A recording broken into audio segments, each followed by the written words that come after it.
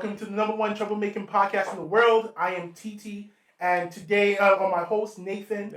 And today we have a special guest for the month of November, Tyrell, not Tyler. What? Yeah, not Tyler. Yeah, we're gonna talk about some mental health today. Men's mental health. Important things today because we feel like it needs to be spoken, it needs to be addressed. You know. Yeah, it's always good to have these conversations. Exactly. Because people think, oh, look, men are actually talking. Exactly. And I was like, you know what? Like, you're like the first person on my mind. Not because like you know wait, what? You got problems. You were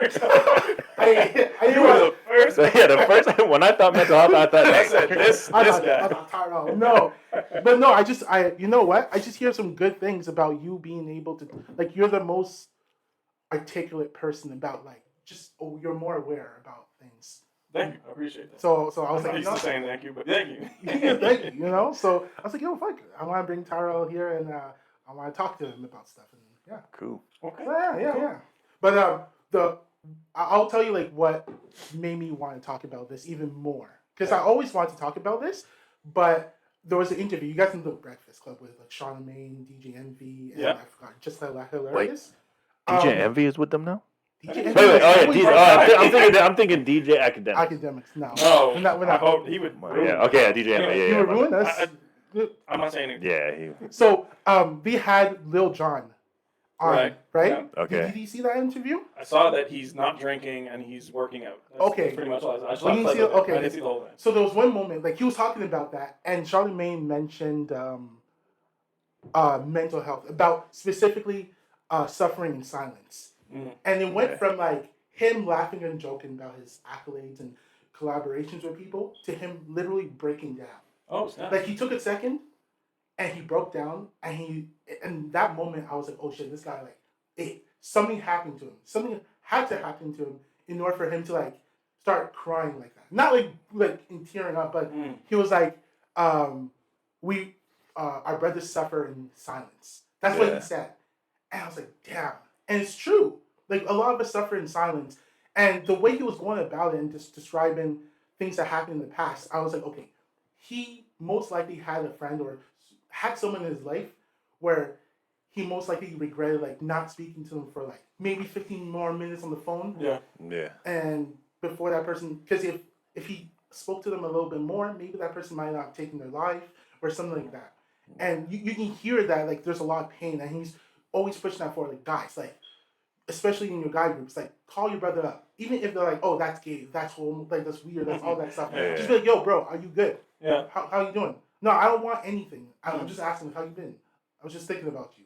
And I know, like, for a lot of us, or a lot of people, like, okay, bro, like, that's kind of gay, that's kind of corny. Yeah. But, like, when you look at that, and you look at the amount of people who suffer in silence, and one day they wake up and like, yo, your homie's not here anymore. He took his life. They're like that. It's funny because didn't we have an episode where I was trying to say "love you, bro," and this guy didn't want no part of it. He's like, I know what you're doing, and stop. It's not even because my nieces and everyone does that, and personally for me, that's my problem. I know, but I do try to check up on you guys. And for sure. Like we have our group chat, our guys things that we roast each other until the other person's crying, and then we check up on it. That's the way to do it. Yeah, hurt them first. Yeah, and then say, give them a reason. Exactly. You know. So that being said, like, what are your thoughts about like guys opening up, suffering in silence? I got two things to say about what you just said. So essentially, that question that you asked, like, how are you doing?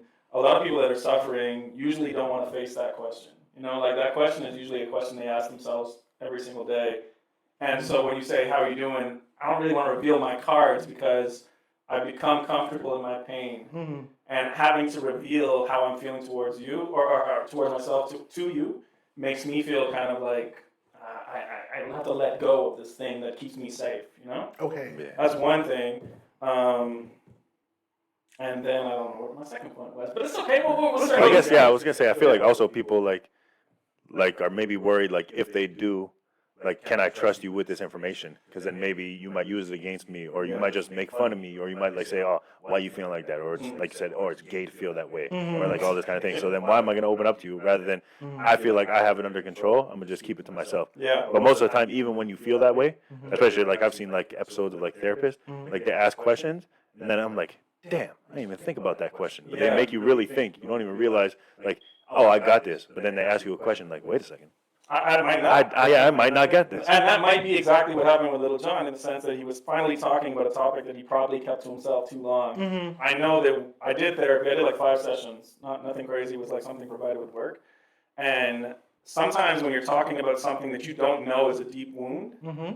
when you finally just speak the words, because you're so used to bottling it in, when you finally speak the words, it kind of becomes overwhelming. And that's probably what happened. Is they started talking about mental health, and it was like, oh, there's a wound there.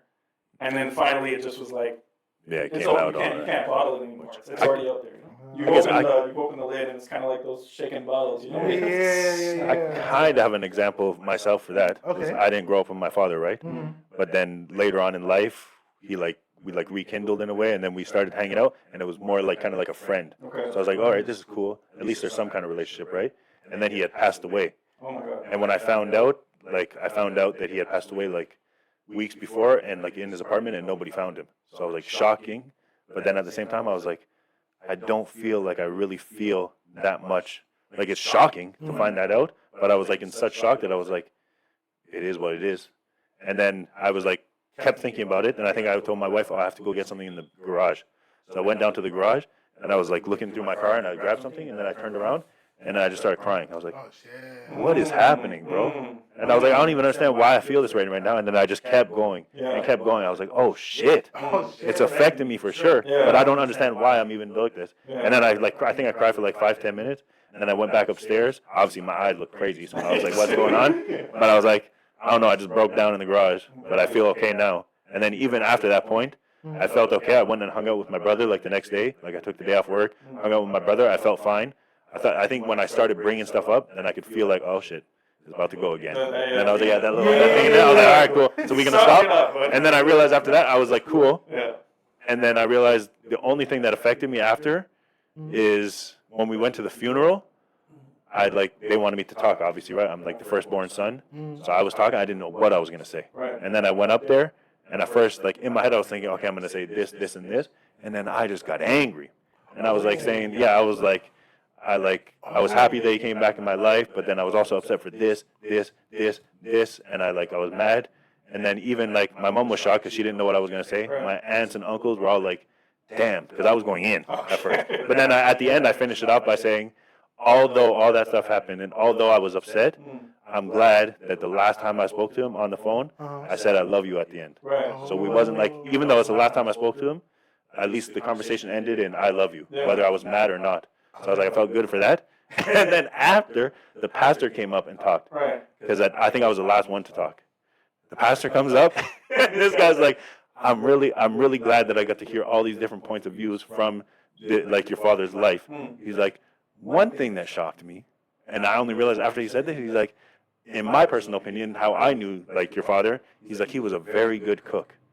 And then he's like, he made these things, and I was amazed at how good of a cook. And in my head, I was like, I knew that information. Why didn't I think of saying something like that? Like saying positive, like he was a really good, because he was a good cook. But in that moment, like I was like, I'm going to say this, this, and this, and then I just got vexed. And then afterwards, my aunt was like, I really liked your speech. She's like, I could feel the anger, but I could also feel the love, and I think you needed to say those things. But I was even shocked myself, because then I broke down too down there. Like all my cousins came up to the podium, like was holding me, like hugging me while I was talking. I was like, yo, this is some friggin', this is like this Christmas type freaking thing. All in the church, all black people crying at the front. I was like, what's going on? But it's kind of like the unexpressed emotions that you didn't finally get to get out, and now your only opportunity to finally is to finally get it out. And that's the thing is, after that, I felt like fine.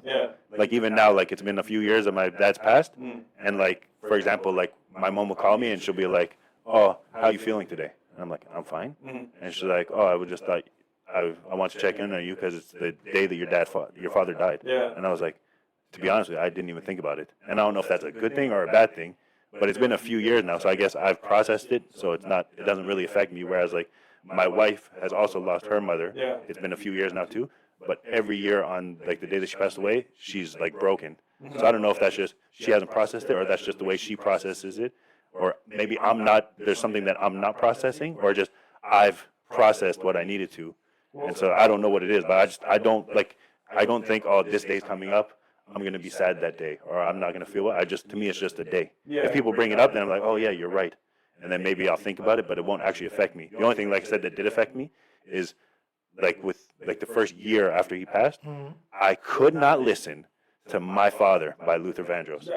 That song, yeah, Dance with My Father killed me. When that came on, every time it came on, I could be in the car, I could be in my house, just tears. And I was like, nah. 30 seconds in, I was like, turn that off. We're not doing this. And now I can actually listen to it. So, but like for a whole year, as soon as the song came on, I was like, oh hell no. 5 seconds in, even as soon as I hear Luther Vandross like voice, I was like, nah, you ain't doing this to me. Yeah, I was done. And that no matter what I did, as soon as I heard that song, it would kill me. I was like, what the frig is going on? Your wife, her family members, they were in her life? Yeah, which like definitely more than my father. Like my father was non-existent for a long time. Her mother was like maybe not the greatest like there, but she was like around. Right. So I'm guessing that could be the difference. Yeah, because grief is a lot of like unexpressed love, right? Like Yeah. kind of like a pain you feel because you have so much love to give to this person that you don't have a way to give anymore because they're not here. But that's Or like you it was have a just relationship close with your, That's why I was just shocking to me because like, but then also like some people will tell me like you like it seems like you get over things too easily. I mean, and anybody that comes from like an environment where, well, for one, men in general are taught from a very young age to get over things easy. Like you're taught to not be a sissy. You're taught to that's what I'm wondering is like immediately as soon as you feel something, it's hey. Yeah, that's what I'm wondering. So is that actually like a learned behavior? Is that from my upbringing, or is that actually something that if I sat down with a therapist, that's something I need to work on, or like am I actually okay in that? That's what I always think to myself. Like, is this something that I actually have to work on, and I shouldn't be able to? Like, for example, if somebody does something to me, not necessarily if somebody does something to me, they'll like be dead to me, but if you piss me off enough, I truly don't care. And like some people will tell me like I'm heartless for that, but like I figure like say if you like mess with me once, I'm going to be upset. Maybe I'll get over it. But if it happens again, and then it happens again, and it happens multiple times, I just, like, cool. Because, like, why am I going to stress myself out when you're just, like, I'm not going to allow this to stress my life out. So I just don't care anymore. People said, fool me twice, can't get fooled again. Yeah, but, like, people will think, like, but you should, like, why don't you, like, give that person, but it's like, why should I allow this person to stress me out when I know that they might just disappoint me? Like the first time, second time, maybe, but like 3 or 4 times, like I feel like say for example, somebody's been like verbally abused by somebody, and it's constantly happening, and now they have the opportunity to get away from that person, but then they're like, it's like because of that, like you know how they say like you get like attached to your like attacker or abuser, it's like you know this person abused you, you know like that, and you like because you say it yourself, you acknowledge it. But then it's like you're still willing to fight for that person. Like say like somebody, I don't like this person because of what they did to you. Okay, but you have to understand like this and this. I was like, no, but why are you not understanding that you now have the ability to walk away from that situation? So why do you want to keep putting yourself in that situation? Whereas me, I'm not putting myself back in that situation. If I have a chance to get out, or kind of like the glass breaking, like you know how like you can have like a friend like that you grow up with. Obviously it's your friend, so you're cool with him, and then somebody tells you, you realize that that person does this. And then you're like, I never realized that. But now you realize it. And now you're like, now you can't unsee it. It's like the glass shatters. I feel like that happens to me, but then I can now I can switch it off. Now that thing happens to me, I can switch it off. Not that I just disown that person, because I might, but that thing that they do that I probably just overlooked before, now that I do see it, like, or I'll let you know about it. Right, okay. No, you're not doing this shit again. I'm the type of person who just quietly, cool. It depends on the situation, but like, that's what I realized about myself. That's what I said, in like the past, like, last few years, I feel like people have told me, like, you seem like you're like more heartless, but I feel like it's because of the experiences I've had and the things that I've gone through, I could let myself go in that situation and then be stressed out or allow that thing to bother me, or I could just move on past it. And so I don't know if that's a good thing or... I mean, I think that we're all operating off of like a fight or flight response. So like in the same sense that when you were younger, maybe at some point you would have liked to have somebody have compassion towards the behavior that you had or a way that you acted. You can either become the person that says, oh, they didn't have compassion for me, I'm not going to have compassion for anybody. And so I'm just going to be like, if you don't measure up to what I believe you should be, then I'm checked out, I'm done, it's cool. Yeah, which I guess is not necessarily a good thing, right? Not a good thing, but neither is the opposite. The opposite could be that you just end up constantly forgiving people because you wish somebody had given you that. People walk all over you. Exactly. Which so it's both like of them are unhealthy. A gray area. Yeah, exactly. Which I realize also, I guess this has to do with also growing up with not having my father around. and my father being a black man, if there was white men in my life, I would be cool with them, but I feel like I would never like, I guess, look to them for like guidance. Whereas anytime there was a black man in my life, I would like feel myself like wanting to be near them, asking them questions. Like I'd have like substitutes. I remember specifically a substitute I had. No, not Mr. No, Johnson. Mr. Charles. Mr. Charles. I used to fuck with this guy, but like I realized it's because like then I'm chilling with him. Like I would ask him questions or I'll piss him off, but at least like I'm in his presence, and like I realized I wouldn't do it with any other teacher. But then every time there was like a black person in my life, I would like try to like be closer because I guess I saw myself in them, or I saw like this. Maybe this would be like what it would be like having my father. It's the father figure. Yeah, but I would only do it with black guys. Okay. And then I realized that later. I was like, yo, like I remember one time I was in class and I just went up into the class in front of him and started talking to him about Thanksgiving. And this is back when like I didn't know about Black Thanksgiving because I wasn't around my black family, but I knew like I heard people talk about like macaroni pie, all these things. Because I just went up to him, I was like, so what do you have for Thanksgiving? Yeah, macaroni pie. He's like, yeah, I love it. I was like, me too. I ain't never had macaroni pie in my life, but I just wanted to be like having a conversation with him. And it's funny is I realize I've seen him now in the future, like now as an adult, and in my head I'm like, part of me wants to go up to him and be like, yo, when I was younger, this, and this was going on, and I realized I did this. I apologize for the way I was. But I'm thinking, he probably doesn't give a shit. He wouldn't even know what you're talking about. Or he doesn't even realize, like, who the hell are you, bro? You don't look the same. Macaroni pie. In my head, I was like, I've seen him multiple times. You've seen him multiple times? Yeah, and I felt like going up to him and saying, but I was like, I don't think there's a point. Bro, you should go to him. I really do think that you should go to him. I've seen him at the gym. I've seen him, like, at the mall. Yeah, I was like, I feel like it would be random. Yeah, but still. If he doesn't know you, this would be the most random thing. Hey, man, remember when Especially, I had a big-ass afro, now I'm a bald head. Yeah. Here's the thing, because I did that with Mr. Kesson.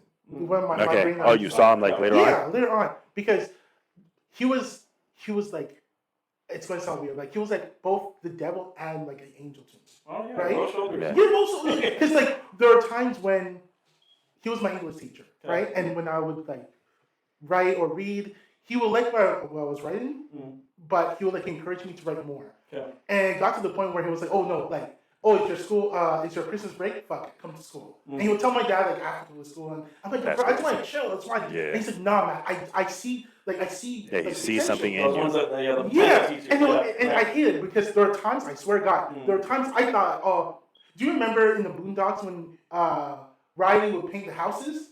Oh, and the guy just You never watched the Boondocks? I've seen a few episodes here and there, bro, I watched it multiple not times. to that level, yeah. Okay, but so Riley meets his teacher, this art teacher, because he keeps on spray painting like houses, right? Like tagging, tagging them. So his grandfather hires brings him to this art teacher, and the teacher is teaching how to like do art and all that. Yeah. And Riley's really gifted, and the teacher looks at that and he's like, nah, this is crap. Right. And that's what my English teacher would do. Oh, shit. He like keep putting him down. Yeah, and it makes him do more. And he's like, no, do more. He's like, this is not good enough. Nah, it's not good enough. It's not clear. Like even like, have you seen Whiplash? Oh my god, yeah. Like that. Not quite my tempo. Yeah, not quite. And it was just like, nah. And I would see him crush it, like crumble the paper and throw it in the garbage. Says, nah, write again. Do something else. You're not doing it enough. And I was like, yo, you're such an ass. And I remember like, I wasn't crying, but it was like, I was in a state of defeat and also defiance to like prove to him like, nah. Yeah, you're not challenge accepted. You're not winning, right? Right. And I would never forget those days. And I remember seeing him at the Bay, and I went up to him. I was like, "Do you remember?" He knew me immediately. Okay.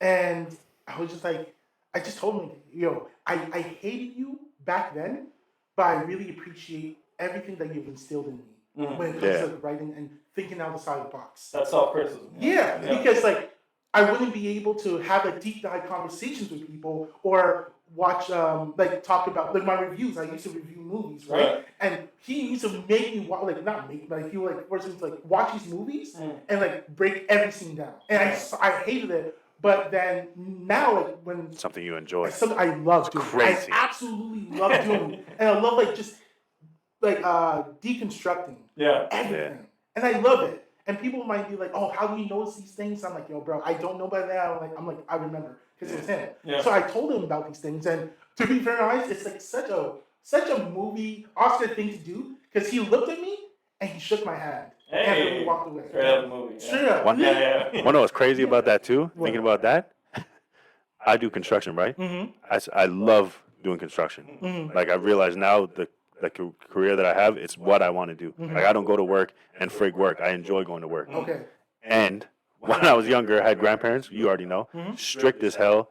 I did not like going to their house, but my grandfather renovated his like childhood home, and I helped him. And even though as a kid I wasn't able to do much, just being there and helping him like grab screws, grab all this, to me it was the funnest shit. And now it's the thing I love the most in like my like the greatest part of my life is my like career, like that I chose to switch to that career. Okay. But I learned like it was like being in a place that I didn't want to be, but I was doing something in that place that I actually enjoyed. And now I carried that on with me into like even wrote it in my grade 6 graduation book. What do you want to be when you grow up? I say construction worker. That's in the book. Yeah. And now that's what I am now. But I didn't start with that. My path I took myself to architecture, and then I came back to this. And I did not like architecture, even though I thought I would because it's drawing. I thought I liked drawing. Yeah. But then now, but it's like funny, like you said, like you didn't like what was happening to you, but now you enjoy writing, you enjoy, and you're actually good. Like I've seen this guy do reviews. I was like, how the hell did you think about that? Even like we were trying to think of like mottos or something when we were talking about the podcast, and I was like telling him ideas. I was like, okay, I think this. He's like, all right, let me rewrite it. This guy rewrote me a paragraph. I was like, bro, I think I'm fell in love. How did you rewrite that shit so like with all the detail? I was like, how the hell did you get that from what I just sent you? Right. He's like, I don't know. It's It's just like- having the details. And so movie reviews. I remember when we were talking about music, same thing. You have like an ear for like understanding where the artist is going with. Yeah. Like what is the theme, the deeper theme into what's going on here. Yeah. Some people just listen to music and just don't even listen to the lyrics and everything like that. But what I realized is when we were younger, like I also had English teachers that were like, listen, Tyrell, you're not living up to your potential. When I was in grade 7, they put me in advanced English for grade 8, so they wanted to move me up just for English. And then I got into a class with Miss Bordeaux, and life is tough, you know? Like, it wasn't like I had like an easy childhood, like everything was bubbly. So I'm in class and I'm just not taking the work serious because homework isn't serious when your life is kind of, you know? And then the teacher was just like, I'm disappointed in you. You're not living up to your potential, you know? And that wound kind of keeps you in like a state of like, oh, you're aware that you're really talented in whatever these people say, but you also are aware that you're not living up to it. That shame in that idea kind of either can keep you going forward or it could really break you down to the point where you're like, I can't do this anymore. Yeah. But fortunately, if you have that fortitude, you can keep moving forward, and that's what happened for me. It's just But it's you interesting. Also, wait, one second, because you also do music, Yeah. right? And I remember, how did I discover? I think it was when you sent Mate, my brother, your verse. Yeah. And I was like, holy shit. Like, wait, what's going on? Because when Matthew was talking about, like, you know, how you guys were trying to form, like, your group. Yeah. Was it Souls to God? Souls to God. Souls to God. Yeah. And you guys even performed at John Abbott. Yeah. That's so cool. Yeah. And I was like, holy shit, like, and not just like, it's not just like I'm rhyming like a 1-2 scheme. No, bro, it's like bars, layers. We're going theme. We're going themes. And you know, like, I'm hearing this, I'm like, wait a minute. And that time, I was like, really, I'm still in it, but back then I was really into like Lupe. And Lupe, you have to like sometimes you have to break it apart. Like, all the artists I like is like, if I fully understand what you're doing, I don't want to listen to it. I need to have a song where I'm like, where are you going with this? And I got to break down each line. I like songs that you have to go on Genius. Yeah. Figure out what you're doing here. I feel like that's like Kendrick. I feel like I don't fully understand Kendrick. Like I enjoy it, but I don't fully understand it. Right. Because like he won't just like say something that you can understand. You have to think about it. It's like layers to his music. Layers. And so like same thing. Like I feel like a lot of people, and there's like people that like hate on him, right? That's because they don't think they understand. I feel like same thing with Eminem. Yeah. He like has layers to shit because even multiple artists and rappers that everyone thinks, oh, Eminem shit. There's rappers that will back him up. Like, He's a rapper. if you think Eminem is shit, you don't understand music because he has another level that you guys don't even understand. So like I feel like that's the thing is like it's like when you actually have to think about it is what makes it actually more interesting. Yeah, for has some more people, meaning for some to people, it. They just want to vibe. Like, they just listen to music. But that's like vibe, that new shit with If I don't understand what you're saying, bro. I don't mess with the actual content. I just can't. Yeah, I can't do it at all. The new So shit speaking like about music, because like I feel to a degree like music has saved everyone to certain levels, right? Yeah. And but for you not only listen to music, but you're also someone who writes, Yeah. right? And you Yeah. make your own music. Yeah. So in what ways has that like helped you process some thoughts or process like things that you're going through, experiences, and like your appreciation for music and all that? Like how? I find music unlocks the ability to tap into an emotion that I don't know that I'm feeling. Like sometimes you'll hear a song, like there's a song by Noah Kahan, and it's called like "Growing Sideways," and I didn't really know what the song was about when I first heard it. Just the idea of like being behind, where I feel like everybody is growing upwards, and I'm in a state where I'm growing sideways. It's just a peripheral growing. Like I'm just constantly, I'm getting older, but I'm not getting up. You know. Mm-hmm. That tapped into a feeling that I didn't know that was a wound in myself, you know? Or I'm afraid that I may never have met me. That was a line in the song. And then like the idea that I don't know if I ever know who the real me is because I've been like a character for every single person around me, you know? So songs for me, like when they're written properly, they can really tap into the emotion that you don't know how to express. And so hearing it might be like, well, that key that I needed to really say that's where the wound is, you know? Okay. And I always look for a song that tapped into exactly what I was feeling. And I'm the type of person that listens to the song on repeat until my feeling is gone, you know? So when I feel a wound, I'll be like, I'm gonna listen to this song I could listen to the song 20 times, 50 times, until I'm saying like, I don't feel this feeling anymore. You know? And that's how I would process my emotions with music. You know? And writing it same way. I mean, I don't know. Sometimes inspiration just hits you exactly how it works. It's not like me trying to write a song, but sometimes it's just like flowing through me and it's an emotion. Feeling. Yeah, exactly. Which is interesting, yeah. I feel like well, not to that degree, obviously, but I feel like I do that with music also. Like I can listen to the same song. If I hear a song, I'm like, there's something about this song that I enjoy. Yeah. I'll just keep listening to it every day. And I feel like even sometimes when people are like, didn't you just listen to the song? I was like, yeah, I don't know, but if like something about this song, which like even we've had this discussion before, and I've tried to like break it down because I feel like people think it's like weird that I like gospel music. I love gospel music, but I don't understand why I love gospel music because I'm not religious in any way. But something about gospel music, and the only thing I can think of is when I looking into it, is they said that in gospel music they do a lot of riffing, which is like repetitions of words and all that. And like harmonies, and I like that. Like I like Boys to Men. I like R&B. Yeah, for sure. So like I figured like maybe that's why I enjoy it. But yeah, because I could be in the shower and I can listen to gospel for like hours. And like and I don't understand why. But I also like R&B, but I'm not like a big like I used to like rap, but I feel like also when I was younger, I more liked rap because of the group of people I was around, and they liked it. So I don't hate it. I actually do enjoy a lot of songs, but it's like if I have to listen to music, I'm listening to R&B or as I'm gospel. getting older, like rap is just I don't know. There was like It depends, like you said, like Kendrick Lamar, like people like where there's actually meaning behind it. It's interesting, I guess, if you continue to listen to it. So I don't want to divert too far off of like the mental health topic, but like if I took like the GNG album, for me a throwaway. GNX, sorry. That's how much I listen to it. Album of the year. Honestly, for me, album was a throwaway. Really? Personally, but anyways, I don't want to get into this too much. But yeah, throwaway for me. But that's also it encapsulated the LA sound, which was great. It's just for me, it's subject matter and content, and for me, it just didn't. I hear you. Yeah. That's what like even like we're talking about music.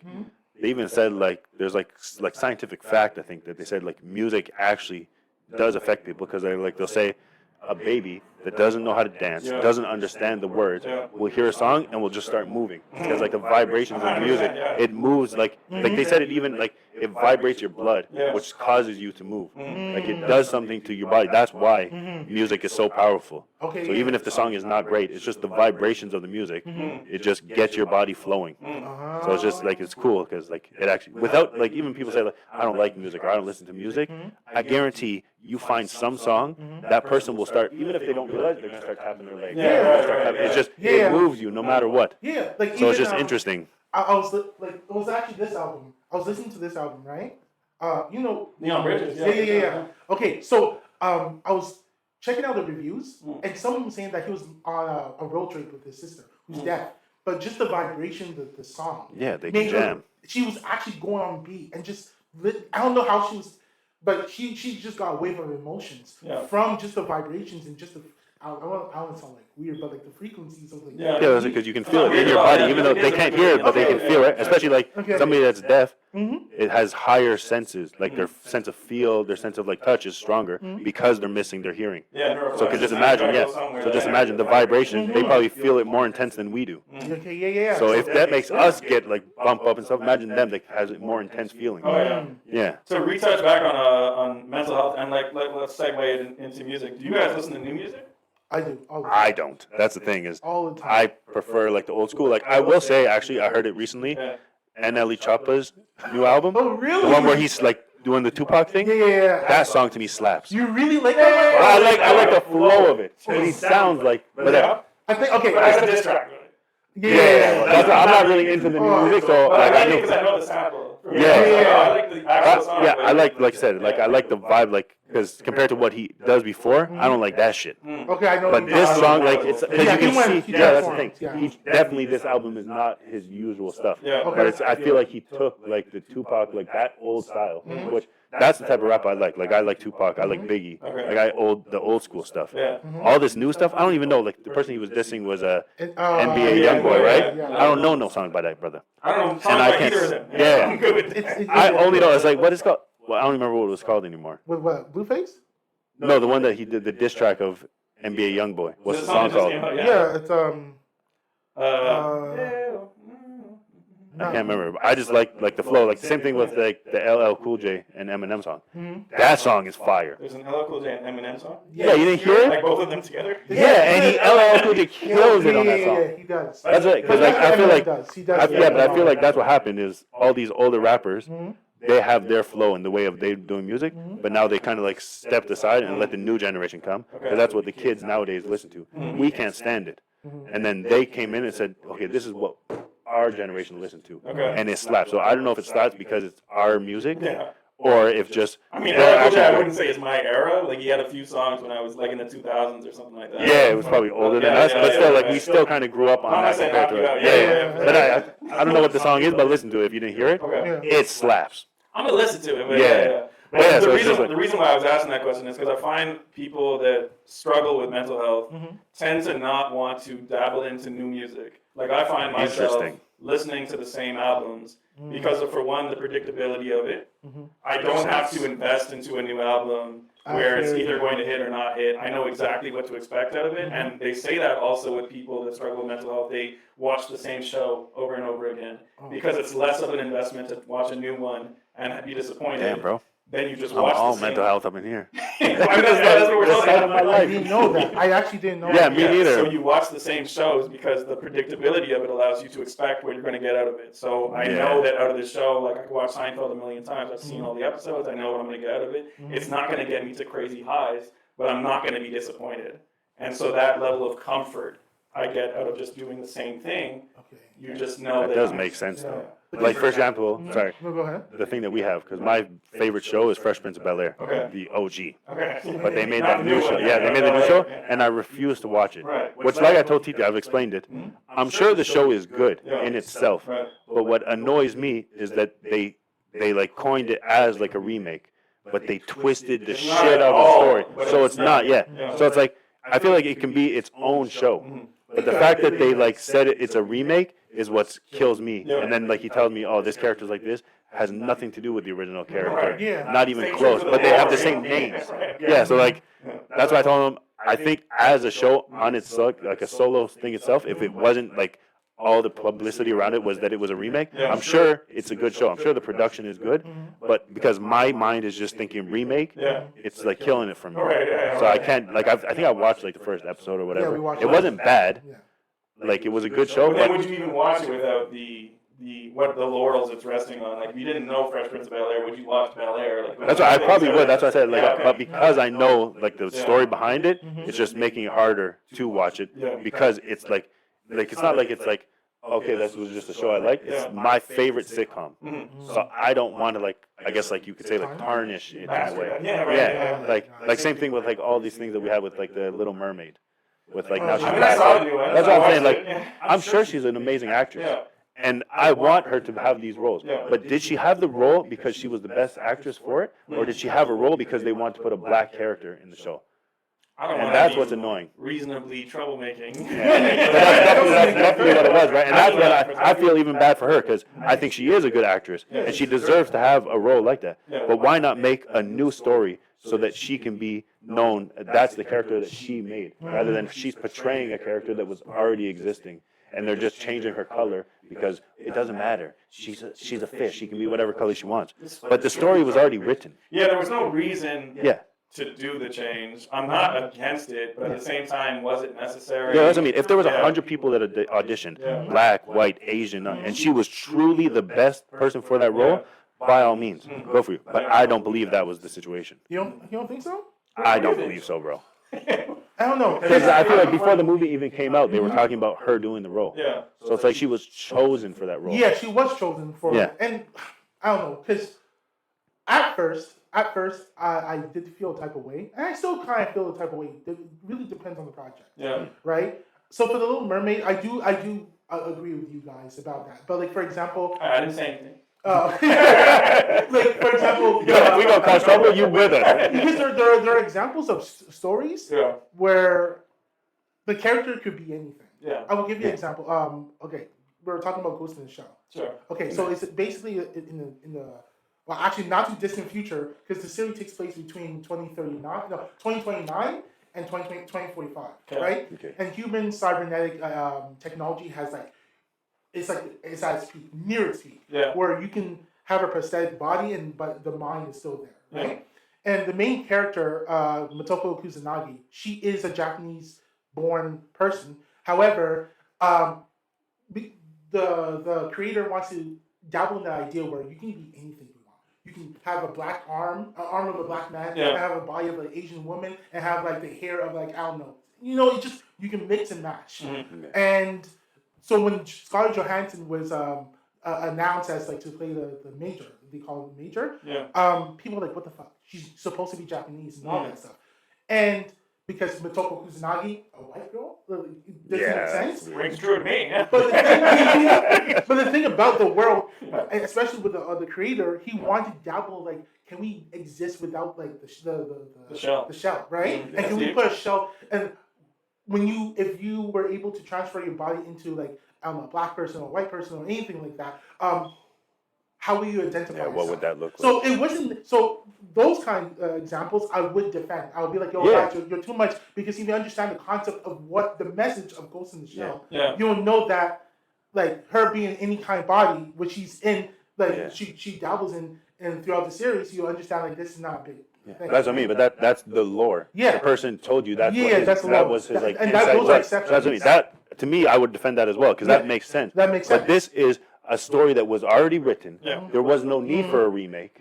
But we have to make this a real movie. We have to remake this, and then now you're going to take the character, and because of the way society is going, you're going to choose a black person. See, that's the thing. And that's what I don't like. If your intent is like if you're like, hey, we're going to hold auditions for the next Superman. Okay, let's say this guy, Michael B. Jordan.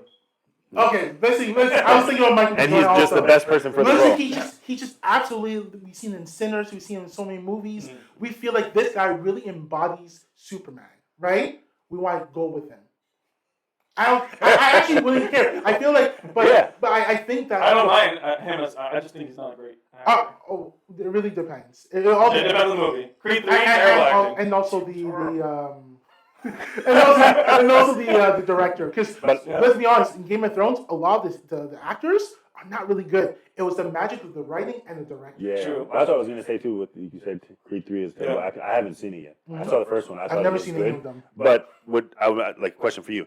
Do you think that it was actually bad acting, or do you think it's like we've gotten to a point where we make 30 of the movies, rather than letting the story die and this story was good and let's finish it, we just keep continuing, like fast freaking 37. Yeah. So do you think it's actually that, or do you think the acting was actually bad? Like, do you think the story needs to be done? Like, Creed has made its plan, like, we're good. Yeah. They just keep making new movies, and now they don't know even what to do anymore. The concept of the story was not bad, and honestly, Jonathan Majors was great as an actor in the movie. Okay. So that's why I say the acting was bad, because Jonathan Majors was great. Michael Okay, B. so Jordan, yeah, not so that is good. possible. But also the story's a little watered down. We're past the Yeah, that's point me. where it I find needs like to that's continue. Yeah. like Yeah. Fast 7, like the first 3 Fast and Yeah. Furious were amazing. Yeah. After that, I was like, okay, I would let's say wrap the it first up. Let's five. wrap it up. Okay, yeah, even that. The But like, five. let's wrap. Now we're at what, 12 now? Yeah. What are we? The people that died that came back. Yeah, Yeah, they're yeah. jumping out Died of and fucking literally spaceships came and back. shit. Like, yeah, it was a racing movie, and now we're jumping like we're The saving Rock throwing aliens a and shit. Like, torpedo at a car. Yeah. I was like, nigga, what? Family. But he could do that in real life. Yeah. And he, with his body now? Honestly, I don't think so. I feel like he could. Because remember that shit with this guy ripped his goddamn fence off? What movie? Real life. Yes, Yeah, this guy had like he had to go for a shooting, like for a film, Uh-huh. and his gate broke, and he called the locksmith, and like he had to be at like on set for 9, and the person was late. He's like, I need to get out. This nigga ripped his fence out of the stone. This is how you know that he's on steroids. 100%. But like he showed a video. That's kind of scary. Yeah. So yeah, maybe he can, but nah. The Fast and Furious movies need to It's too end. much.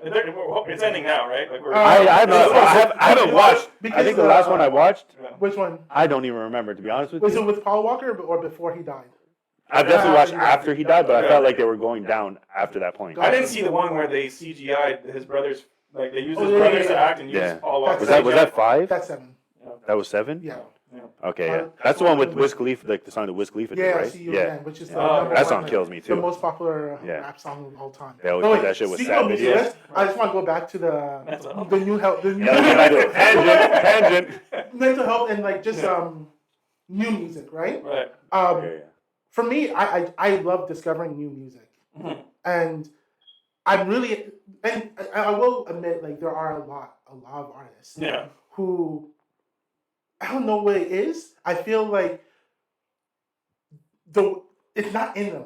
Like they know that, oh, I can make X amount of money. Mhm. Like the way I know that this person wasn't really in it for the music is when as soon as they get brand deals, as soon as they get movie roles, they stop doing music. Yeah. And they focus solely on the theater and all that. And don't get me wrong, that's cool if you want to do get that. your money, yo. But the music's not really hitting me. But for example, this Hey, year, give me one. Give me a quick artist. What are we talking about here? an artist, Yeah. Let's put a name out there. Tiana Taylor.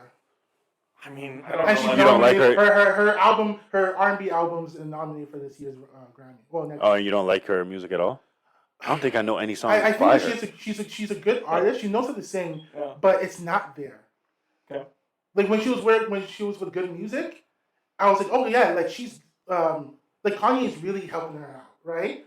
But It's the samples and stuff, right? Yeah. They make it really good. yeah, it's Like Big Sean's newest album. I Oh, don't I didn't hear it. know. Hey, Big Sean. I like Big Sean. But Mhm. his newest album, I I don't saw hear no that buzz on it. Detroit 2 or was it? All the Detroit albums were fire. The mixtapes? Yeah. Oh, Detroit is an album. Detroit's a Mixtape? mixtape, I think. Okay, Not albums. the one we had like Erica Badu, Dave Chappelle, like talk. Like, That sounds like film. Detroit, Yeah. So, but this year I discovered this artist. Her name is Chloe the Goddess. No, Chloe the God. Okay. And what really got me into like her music wasn't necessarily her singing. She's an amazing singer, but her songwriting. Okay. Yeah, because she probably has passion. Bro, when I tell you, okay, so this is the crazy thing. What I love when artists continue, like their life journey is in their music, right? So she Yeah. has her first album is called Scared Straight, and she's in this like because she is bi, so she was in this relationship with this girl named Camille, Okay. right? And at the end of it, like in that whole album, it's like dedicated to Camille. And she's like loving this girl, thinking this girl is everything and all that. And the next album, the one I listened to that really hit me, is called I Feel Different Every Day. And it's the aftermath of her breakup with Camille. And she starts talking about like the first song is called I Know What Everyone's Saying About Me. Because after the breakup, title, yeah. people are always Right. and the way she's talking about it, about her pain and all that, I'm holy shit, her songwriting. And I'm not gonna go through the whole album, but the final track is called what was it called? Something changed. I'm so sorry, I blanked out. But basically, she's like, I'm tired of healing. I'm tired of grieving. I'm tired of feeling good, then bad, and feeling good. She's just talking about these things. Yeah. But I'm saying it like this way. But when she's singing it, you hear like Yeah. you can hear that when the guy said, "Okay, we're done with the song." She needs a few minutes to like cool down. Oh, wow, it's nice. It's Right, that so deep. you can feel You can, the passion. bro, and and you all. can feel it because she's like when she said, "I'm tired of healing. I'm tired of feeling." I was like, "Oh shit!" It hit. Yeah. It really hit. So if for me, it's like I would have never discovered her if I wasn't just like, "What's okay?" Because usually Fridays, artists release mixtapes or full albums. Yeah, that's the usual. So I just go and just check it out, and sometimes I'm up until like 5 o'clock, and I'm just on streams with people talking about the music, and yeah. So when it comes to new music, sometimes when I found this girl, I was listening to her music for like the whole album and it's beautiful. It's like 7 tracks. Yeah. It's like 32 minutes long, and I'm like, oh shit, I can listen to this on my break, right? And I just listen to it and listen to it on repeat, and and it just I sometimes like with her music and just music in general. Some artists, new artists, I'm able to like to connect, even though she's like maybe 10 years younger than me. Yeah. Is I can understand what she's From going like the through. experience. The experience. and I'm all curious too though, because I'm like, would you say that she's like big or No, like she's not mainstream? big. That's what I'm wondering. Do you Not to think? say that I know people. Right. I'm just thinking because you said that's like she's really good and she's deep. So like you have to actually think when you're listening to her music. Like you think about the words she's saying. that. But not all You- the time. No, but I just meant because you said she's not that big, like a mainstream kind of thing. But all the mainstream artists, I feel like, are all the like you don't have to think about it. It's just like pop music kind of Yeah, thing. Like that's it's true. just what sells. It's the popular stuff. But I feel like the deep people, like the people that actually like have passion for their music, are probably not being pushed to the like front because people think like, yeah, it's good, but like you have to sit there and you actually have to think. And nowadays, like people just want like 30-second TikTok clips. Yeah. They want go go go. Oh, go, it's getting go. worse. What- Because now it's like a dance track. Yeah. I remember. So that's why I'm wondering Or if like that's take the like case. a Frank Ocean or something like that. Oh my god, yeah. I'm Take a Frank Ocean. They did. And there we go. There There's the goes battle. the battle. Welcome back. Just so you know, before we end it, this is filmed in a black house. In a black So house. that's what's going on right now. okay. We're good. We're good. Yeah. But to circle back to You'll what talk- you were saying about I'm tired of healing, I'm tired of feeling. Do you think, as far as mental health, a lot of people that are like in touch with the way that they think or feel or whatever get to a point where every single day they're tapping into that emotion. That awareness kind of keeps them in a stuck place where you're constantly like touching base with how you're feeling. Whereas I find people that think less about how they feel, they are able to coast on. They're less gray. They're less gray days because they don't think constantly about how they're feeling.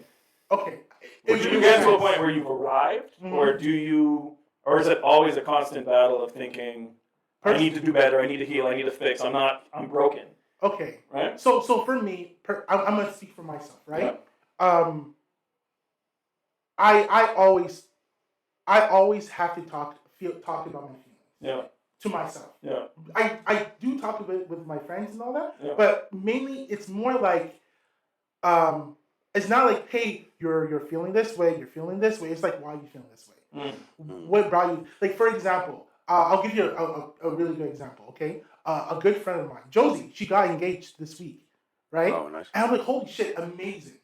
And I remember at that time, Josie's now fiance and my ex-girlfriend, like, it was like a week apart that we were in our relationships, right? Okay. And like, we were talking about on the phone, like, yo, shit, like, because we were both single for a very long time after we got in a relationship.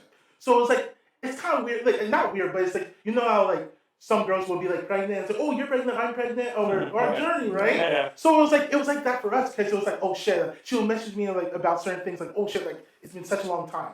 What do I do? What will you do, TT? Yeah. And same for me, I'll be like, oh, shit, like, oh, fuck, like, what do I do? Like, oh, let me ask Josie, like, your girl, you know? So it was like that, right? So when she got engaged, 'cause she was still with the same guy, right? And for me, I like, that relationship ended, and after I had, like, a situationship and all that stuff. And there was a moment where I was super happy for her, but at the same time, there was, like, an envy. Yeah. A feeling of envy, where I was like, fuck, man. Like, and after, and then I opened, like, my notepad, and I was like, okay, why are you feeling this way? Yeah. And I answered, I had to do that. Right. I put Stop answer, checking. you know, Yeah. colon, and after I was just like, the reason why I'm feeling this way is because I thought that at this point in my life, I would be maybe expecting a kid. Right. Talking to Nathan about what do I do when I'm like Nathan giving me pep talk, like, Yeah. yo, TT, like, when you're a dad, you have to make sure that you do this and this. Yeah.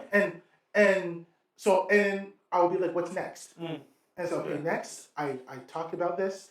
I try to see what I want in my life, How do I get there? Yeah. You know? And so when I talk about my feelings, it's not just like, you're sad, you're sad. It's just, okay, you're sad. What are you going to do about this? Yeah. Yeah. What do you need to do? And sometimes it's not like necessarily like go out and talk to people, or sometimes it's just like, okay, like you need to be in your emotions. Yeah. Think about, you know? Yeah. But not being it where it's like you're drowning in your emotions, but you acknowledge it. You know how it is, the feeling, and you try day by day, like baby steps. Yeah. What can you do in order to get towards that goal that you want to work towards? Do you think there's ever a point where you say, like, I've arrived, I am a healed person? Or once it's like Pandora's box, once you've cracked it open, there's just no way to close it. So I know that I am a depressed person, or a person that gets dark, and that awareness is what makes you constantly be dark. Okay. Have you ever, I think it was Spirit Bear. Have you ever heard of this book? It's this book I read. It was in elementary school also. It's like a guy named Cole, and he was attacked by a spirit bear. Okay. And the bear was a manifestation of his anger, his depression, and all that. And he had to go, because he was such a troubled kid, he had to go to this Indian reserve, and he had like this mentor. And the mentor is telling him, like, so Cole went through this huge trial, almost died, and after he was speaking to his mentor, and says, "Oh, I'm good. I'm never going to deal with anger again." The mentor's like, "Here, give me a stick." So Cole looks at it on the ground. He finds a stick, gives it to his mentor, and he says, "Break it." He breaks it. And he says, "Okay, is there a left side? Is there a right side?" He's like, "Yeah." Okay, break it again. There's a left side and there's a right side. Break it again. There's always going to be a left. There's always going to be a left and right side, right? Depression, anger, all that stuff. These things, it's not necessarily things that you have to avoid. You have to understand with being human means that it's going to encompass a bunch of emotions. Yeah, right? The only thing that you can do is, as you grow older and wiser, is how you address these things. Yeah. 22-year-old TT, when that news happened with Josie and all that stuff, I would have been just acting off. A spiral. Right? Me talking to you about this now, that when I heard the news on Tuesday, is something I realized that only now, because I've worked on certain things in my emotions. Yeah. I'm able to speak to you guys about it. But 22-year-old me was not able to do that. So I don't know if it answers your question, but like for me, when it comes to these things, it's never going to come a day where it's like I'm no longer feeling this way. For me, I think about it in a way where it's like, as a human, this is my human experience. Right. This is my walk. How am I going to address these things when they come? When I walk to these like obstacles, or when I am confronted by these things. Right, because I find that the hardest part about it is mostly the resistance you have towards the negative emotions. So you'll stay stuck in that feeling as long as you resist it. Though you don't get to a point where you've healed, but you get to a point where you made peace with the fact that you're not always going to be good. And I remember at a time being like, I saw myself as the happy kid. And then when I wasn't measuring up to the happy kid, then when I was negative, I would be shaming myself for being negative. There's something wrong with me. There's something wrong with me. Why am I not happy?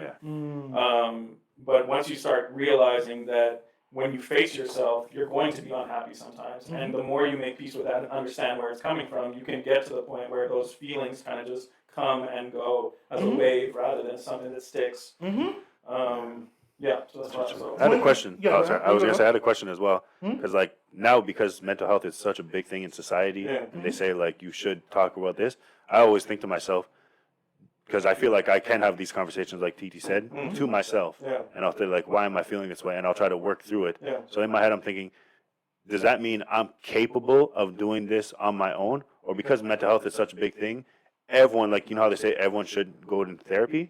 So do you think everyone actually needs therapy? Or do you think there's people that pretty much kind of have the tools that a therapist gives you and they work on it themselves and get to that point? Or do you think even those people, they think they may have the tools, but still talking, maybe not even to a therapist, but just talking to somebody is still something that they need, because maybe they need to see it from a different perspective?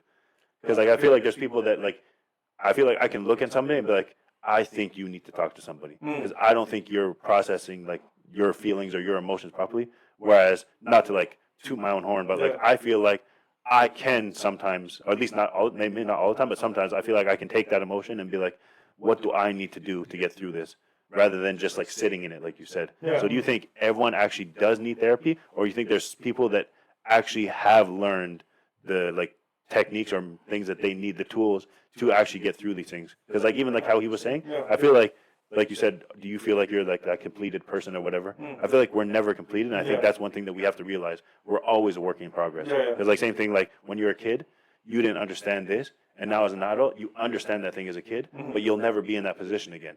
Because now you've grown. But now you know what that means. So now, like say for my kids, I can try to teach them. They might not understand it in that moment, but if I do my best to try to instill it in them, maybe they'll get to that point faster than I did.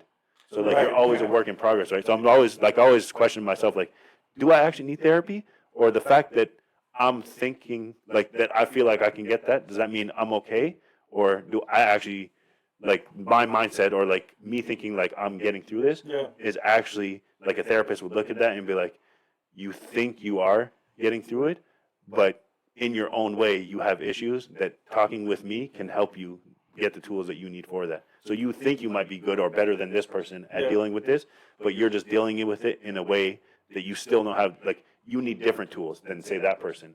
But so because you have maybe the tools that you think they need, you don't think you need them. Like you just have a different, you need a different set. So I always think about that. Like, is there people that actually need therapy and other people that don't, or everyone actually, well, I know people, they say everyone can benefit from it.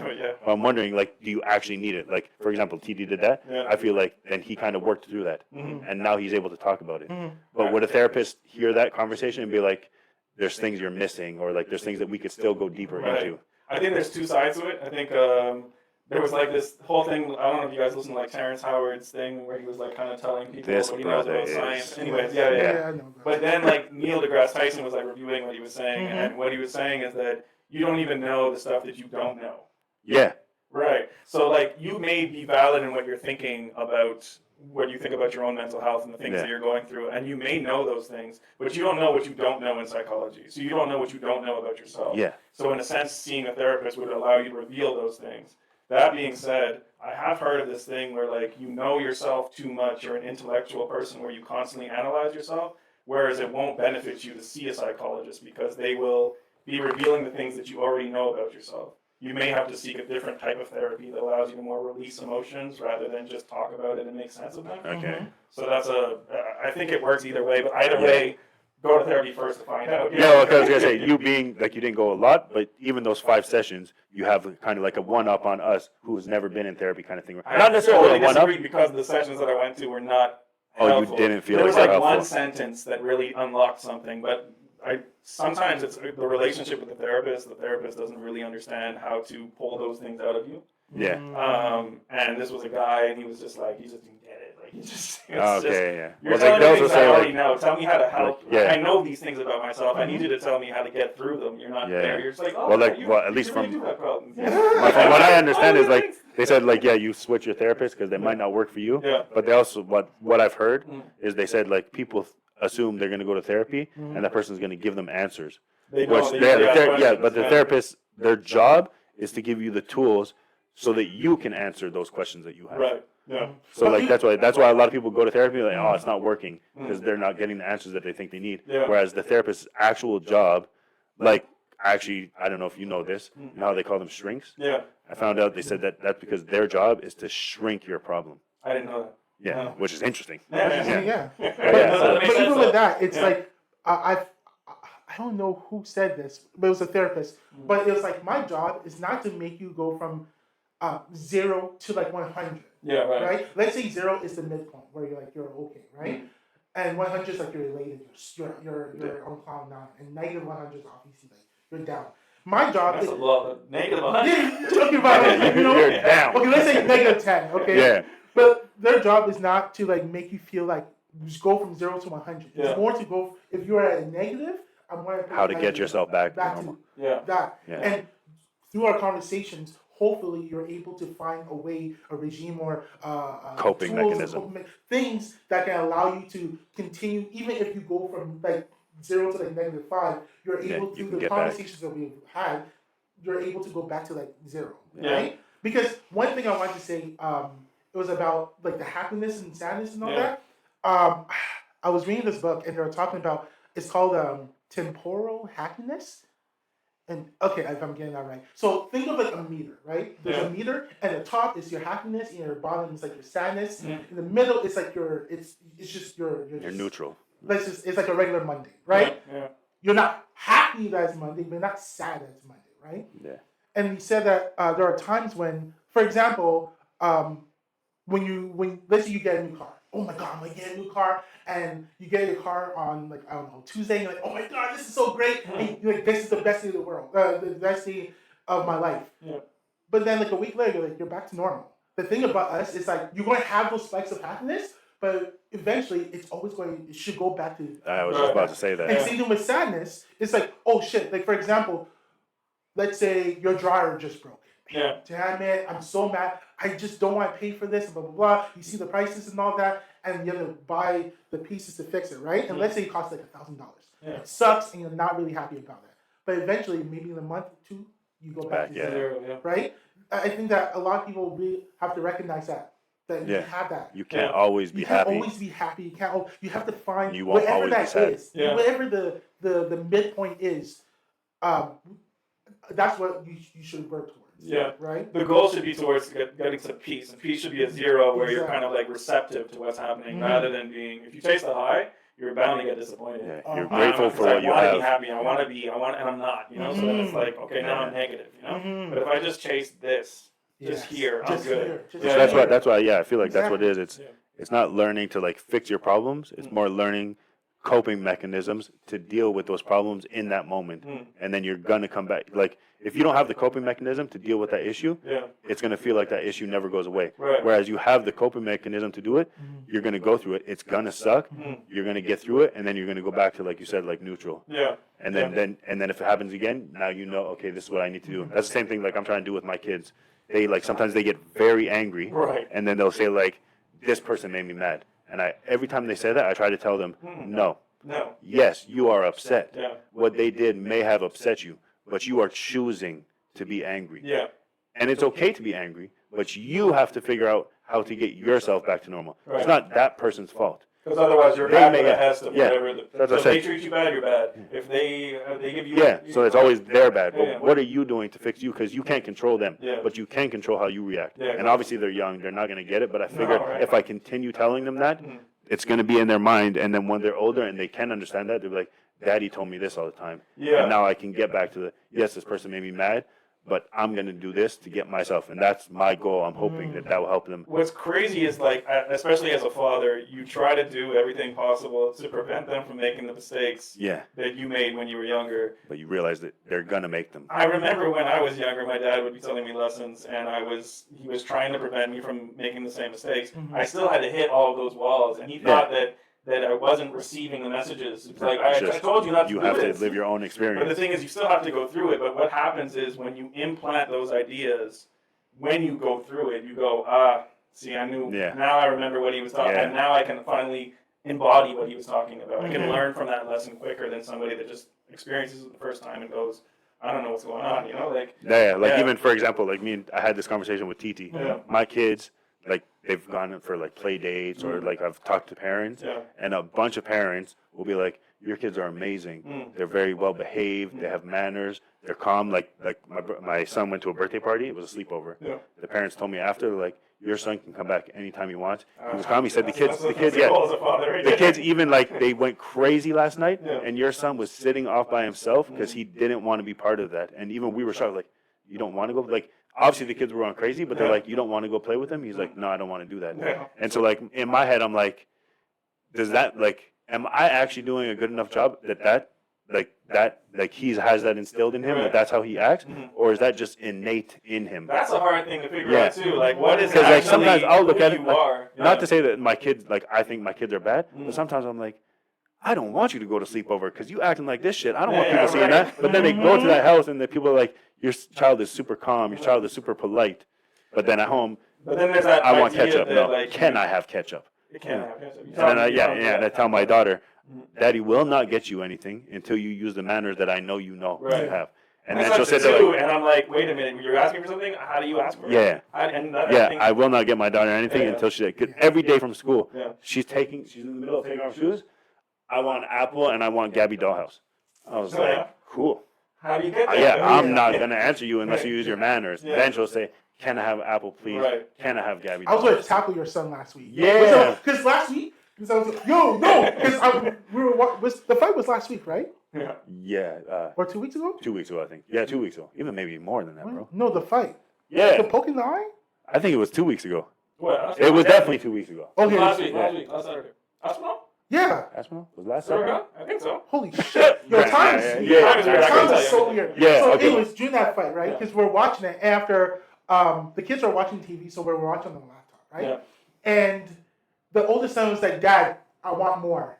I was like, nah, nigga. Yeah. No, Is that a fact? yeah, because like my ex girlfriend, like she was a mom, right? She was a mom, and her daughter used to say that shit. Okay. And I was like, no, we're not. Brother. We're not doing that. Yeah. We're not doing that. My niece, So, trust me when I yeah. tell you. So I was just like, yo, you're not going to talk to your mom like that. You're not going to talk to me like that. You know, there's a way to speak to them, right? I'm not going to yell at them. Back then, my dad he'll slap, right? He'll do something, Right. but like for me, I'm just like, no, I'm going to talk to you, have a conversation with you, and if you're not going to ask properly, I'm not going to give it to you. Yeah. But like, obviously, he was like, no, you're going to ask me properly, son. Yeah, So I was like, okay, cool. I'm going to calm down. But your son, he said that, I was like, bro. I'm a Talking about, because his ex is my sister-in-law. Okay. When I tell you my niece came to my house and my wife had to hold me back, she came to our house. My kids were at school, I think. She had like a vacation or whatever. Yeah. She's over. She went into the kids' room and emptied paint onto the floor.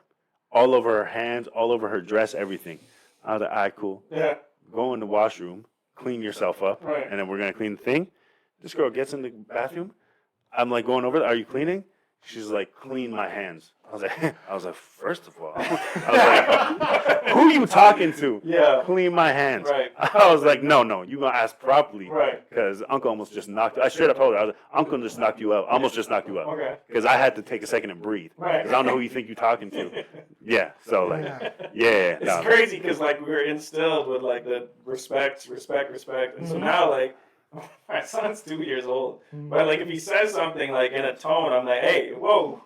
Who are you talking to right now? Yeah. You know? Yeah. Oh, trust me. And like, who are you talking to? My oldest is 10, Okay. so now he's getting into like almost puberty, right? He's getting close to that. Okay, yeah. He got an attitude. A couple weeks ago, he rolled his eyes at me. I was talking to my brother. He was talking to his uncle, right. and then I think my brother said something to me, Yeah. and I answered him, and he turned around like this, and he's like, I was like, first of all, fix your face, because I'm gonna fix it for you. Yeah. I was like, no. I don't know who you think you are, but it's about to stop now. I don't know what that was, but fix your face. How do you feel like? I don't want to go just 100% on parenting, but how do you feel like, to the extent of trying to impart a lesson onto your kids, do you want to teach them to respect you more than you want to teach them to be able to express themselves?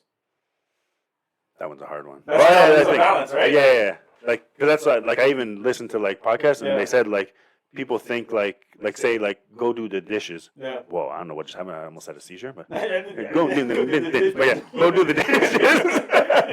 And then like your kid will say why, and most parents will be like, go and do it because I said so. But like I think it was a therapist and he said, do you realize you keep doing that? So now when they're 15 and somebody says, I want to go like tag this house, and then your son asks why, and they say because I said so, they're going to feel pressured and they're going to go do it. Whereas if they say why and you explain, because in the house we all live together, and you doing the dishes helps out the family. Right. Now they understand why they're doing it. So now they won't feel the pressure like later on in life. They're going to question that person. If they don't think it's right, they're going to walk away. Whereas if you told them because I said so, and that person is stern enough with them, and they feel like lesser than that person, they're going to be pressured into doing it. Right. Yeah. So like that's why when they do ask me why, I try. Sometimes I'll be like might be in a mood and I might say it like aggressively, but I still try my best to explain. Because this is your chore, or like this is how you help the family. I pay the bills. You wash the dishes. That's how you contribute. So I try to. Obviously, I don't do it all the time, but I'm trying. Like even now, more recently, even more recently, I've been trying to be more conscious of like telling them, okay, no, this is why you need to do this, or like especially with like their feelings, like this is like you. I know you feel this way. It's okay to be upset, but you have to figure out a way to get yourself to stop being upset, because it's the only person that can do it. I can't do that for you. Mommy can't do that for you. Your teachers can't do that for you. You have to learn how to stop being upset in this moment. It's okay to feel upset, but you have to be able to come back to normal. Yeah.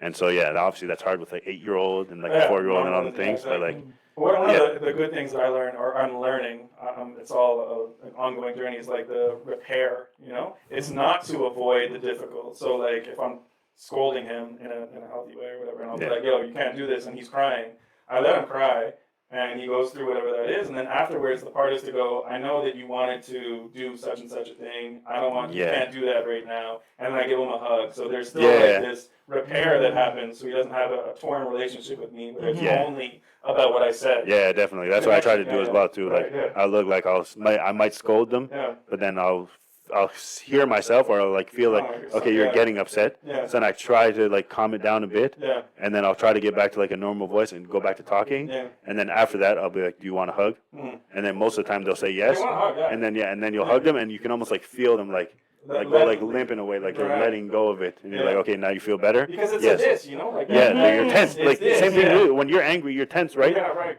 You hug me, bro. Like you want somebody to hug you, right? So you want to do the same thing, but in the moment you don't always think the same, because just like your kid get upset, you can get upset too. For sure.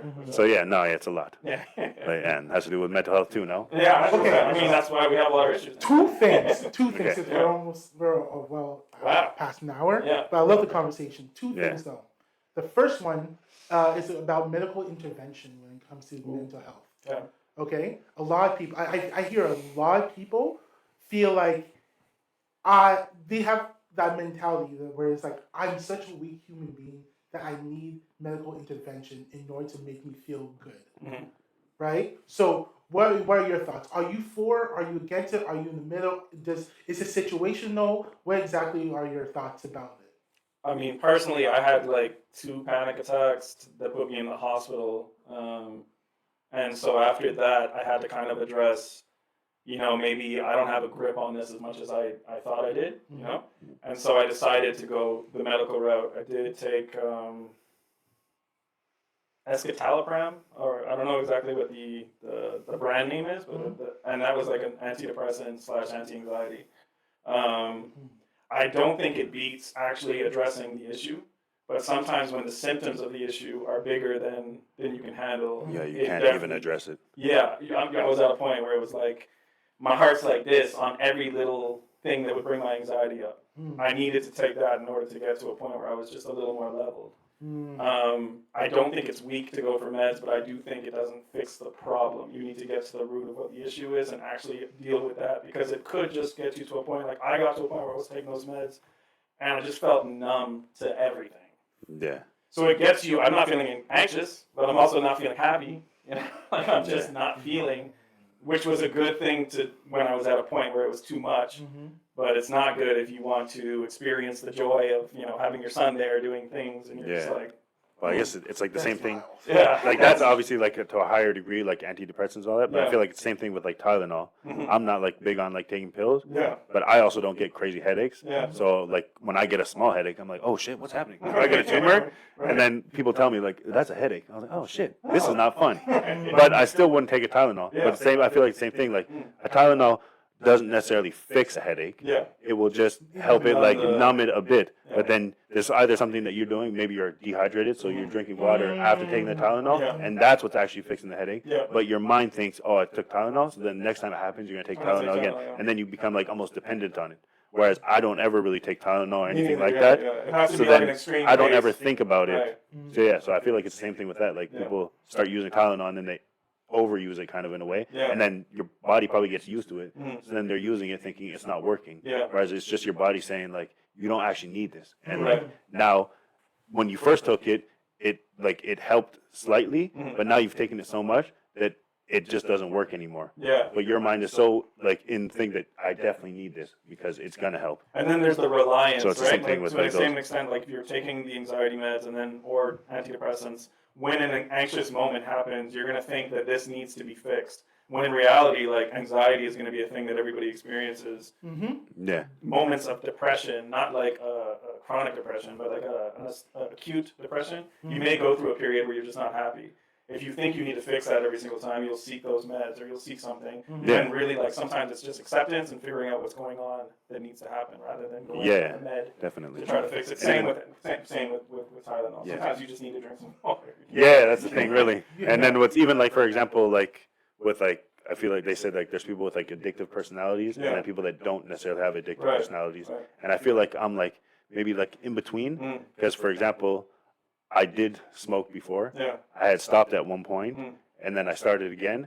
But in my head, I'm telling myself, I know I can stop because I've done it before. Yeah. I'm choosing to do this. Yeah, right. Whereas other people in my life might think like I'm dependent on it. Yeah. But like I try to tell them, I know I can stop. I'm choosing not to. It's just something I enjoy. It Yeah. helps me to relax. But I know I don't need it because I've done it before. Right. And I feel like that, like maybe because I don't have an addictive personality or just in certain aspects. Yeah.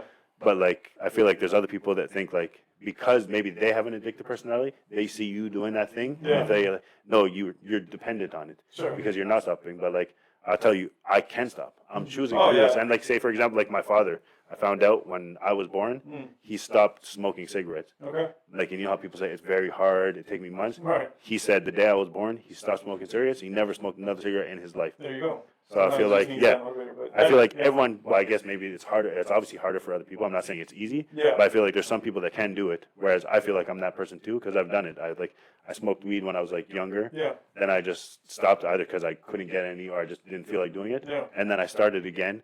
And then like, people in my life thought I was doing it too frequently. Mm-hmm. But I feel like even if say it's once every day, Yeah. I do it at night after the kids go to bed or like whatever the situation was. Sure. It's always at night. I'm sitting down. I want to watch TV, maybe laugh a bit, Yeah, right. or like play a Get out video of your game, and head. just and just not think about like the stresses of that day. Right. But I only did it at that time, whether it was like every single day, every other day. But like I said, always in my head, I knew if I don't want to, I just won't do it tomorrow. Yeah. Whereas there's other people, I think like they might say that to themselves, but then they do it and then they can't stop. Yeah. And I feel like those are also the people that would like smoke 3 to 4 times a day. Yeah. That I don't even give a shit what you say. I can't How do do that. people- It's crazy How to do me. you That's live? why. Yeah. So like Yeah. I mean, it's always one kind of thing. But even like then again, recently again, I stopped, Okay.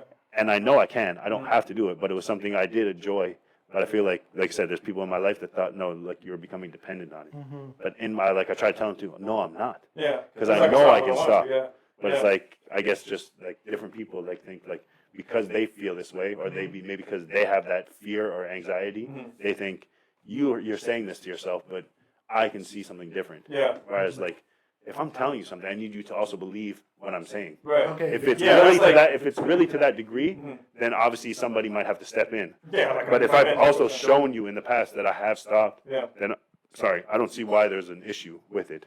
And it So it's should just- be based off of like how it's affecting others and affecting you. If it's impeding on your life, then for sure. And that's the thing. I feel like when I was doing it, Yeah. I was taking care of all my responsibilities. Like I said, I was only doing it at night. But then Once they the could kids call went- that like a functional Yeah. addict. or So, something. but yeah, so I don't know Right. what that is, but I just like Yeah. I feel like there's people with like the addictive personalities, and I feel like I don't necessarily have that. Yeah, 'Cause like, I've done I things think- like that, and I've stopped. Like me and TT, Yeah. we stopped drinking.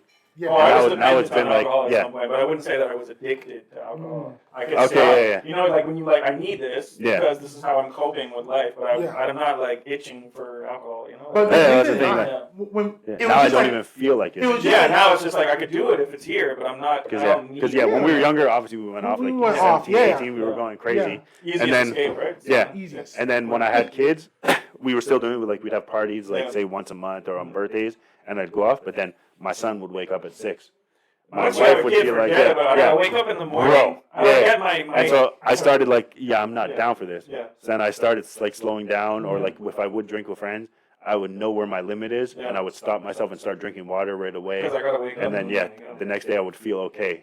But then I was like, what's the point? I don't like the taste of it. It I doesn't feel do good it when you because wake up like in the yeah, morning, you're chilling like with friends, but yeah, like you say, hit 30 and drink It's too not much, a and nice you're feeling. done. And there's sometimes where like I'm expecting it to go like I'm expecting to feel good when I do Yeah, it, in and my I head, I'm just like, feel I'm gonna be good tired tomorrow. And I have a Yeah. headache. And that's the thing, yeah, that- Sometimes it doesn't even Yeah, hit how it's I not want even it. like a hangover. You just today sucks. Yeah, exactly. You just feel exhausted. Yeah. So like, and now it's been like I stopped when I knew that my daughter was gonna be born, Okay. and I haven't done since. And now, like you said, I don't even feel like it. Even like when we're around people, and what's crazy is now, like when we go to parties, like Yeah. we still have get-togethers, we still have friends, they'll be drinking and things, and me and him are the only ones sober.